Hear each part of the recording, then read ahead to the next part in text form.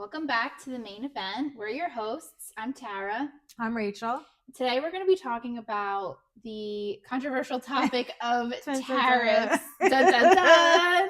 I'm sure everyone's sick of hearing about it, but Yes. we promise you our take's going to be a little bit different. So Yeah, we have a positive spin on it, and I think it's best to know how to prepare yourself and to face these changes and adapt with them as we go.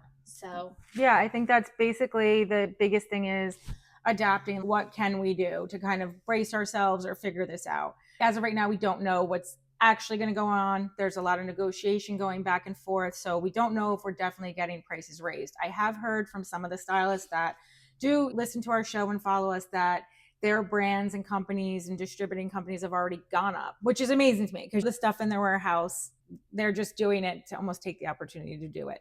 I've looked at the color lines I use. They haven't really changed yet. Nothing's gone up. So basically what I would say is we all need to take a deep breath, calm down. Yes, there's going to be some companies that are taking this as an opportunity to automatically raise it before anything even plays out and happens.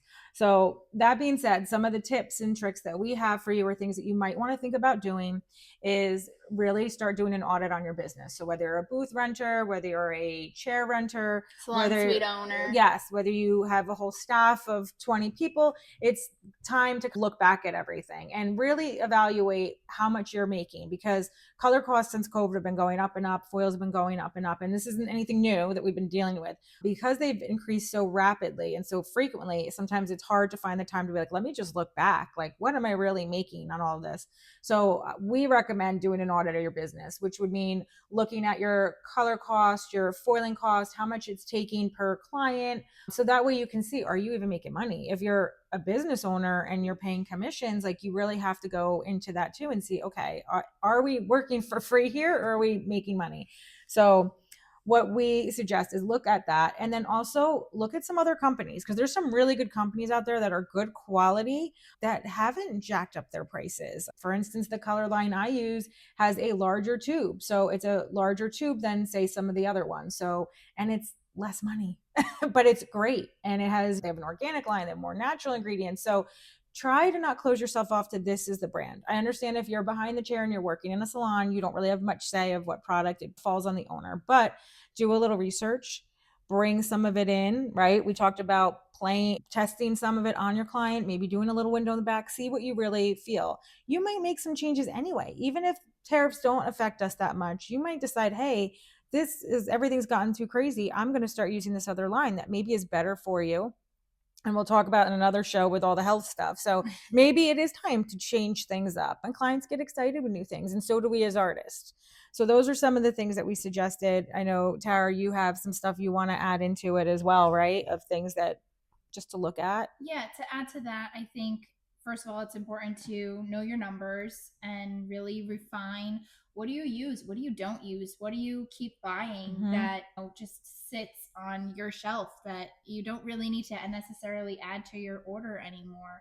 Or great to get a little bit more creative with the things that you buy. There's things that you can stretch. There's product out there that you might fall in love with that hasn't even been in your salon yet if you just keep your mind open to trying new things. And you might love it, you might hate it, but you tried it, and that's the important part. That's the important part. And plus, for me, I like to try things all the time. I'm like, oh, there's a new lightener that's out, I want to try it. So I get bored, I like to try it out, and my clients know that too about me. But what, to your point, and this is really good for the salon owners, is really, and just yourself, if you're buying and supplying your own color, measuring everything. We really want to hone in on product waste. So I know so bad. when exactly it's like, oh my god, you cringe inside. And when we're out in the field and we're teaching at salons, that's the big thing with the owners, are like, oh my god, they just don't care, they're just squeezing the hell out of the tube, and I see all this stuff going in the garbage. Now more than ever, it is so important to really pay attention to that. I know some people, a salon I worked in many years ago, they used to have these little cups, and that was like the lightener, and they measured this amount. And plus with lightener, we all know when we go and mix and it's a fresh batch, it's even better, and we might stagger developers or whatever. So yes, it takes a little bit more time to mix, but it's going to be more cost effective in your pocket. And There's certain things, I know there's all these little gadgets and things and these really cool foils that have designs on them and everything. And I know everyone loves them and they're great, but it might be something that you scale back a little bit on because It's just for the gram. yes, because I'm sorry, I said it. it's I had true. to. You have to do that. And maybe you do that on some new clients or whatever, but like really pay attention to that. Because if you're doing 300 foils in a head, you're basically blowing through how much in foils. Pay attention to that, of how much your cost is. Now, I believe some of the foils we're talking about come out of Canada. So I don't know exactly what's going on with that yet, but it might be time to, okay, I can use these for regular everyday jobs. Or if I am doing a full head of highlights and slices, then maybe use the other foil that's a little less expensive. Yes. So little things like that can really add up 100% with it, and you really want to just stay focused on it. And I said there's some great products out there, and to your point, like you were saying, some of these lines are massive, right? So if you're paying attention, like I know my clients, I know what I use mostly on them, you don't have to have the full stock, right? So maybe that it starts there where you're like, okay, I don't really need to have these shades, I never really use them. I have tons of stuff that if I have a client coming in or a new client, I always ask for pictures of what they want, where they're at. And if I have to order something or go to the distributor to get it for them, then I will. But I'm not stocking it to sit here when maybe somebody walks in the door and they want that color. So really pay attention to your main ones, what you're going through. And another thing that some people have been doing, and if you financially can do that, stocking up before anything does go up. So if you do a major color order of all your faves and what you know you use, and your color line hasn't changed in price, stock up on it. It's not like you're not going to use it. And trust me, when you don't have to order, you're going to be like, oh, I'm so happy I did this. Mm-hmm. So I would definitely say stock up on what you can and really look into it. And now the other side we were talking about, we just saw a post today in one of the hairdresser groups we follow. And a girl was saying she was in a chain salon and that her owner decided to handle it this way, that they are adding an extra fee. So it's separate than the service fee, but it's an extra fee. And they posted a sign. It's because of foil costs going up and color costs going up and everything. The stylist was really just asking advice. Is this normal? Shouldn't it just be worked into the price? Are they doing this so they're not paying a commission on me because now the price is higher? Which that makes sense to me. I think it's a good way that it might work in your salon if you know your clientele. It's basically just showing my prices are this. However, there is an increase because of product. And I think it's a little easier for them to digest because they know, okay, this is really because of these products and it's just an extra fee on top of it.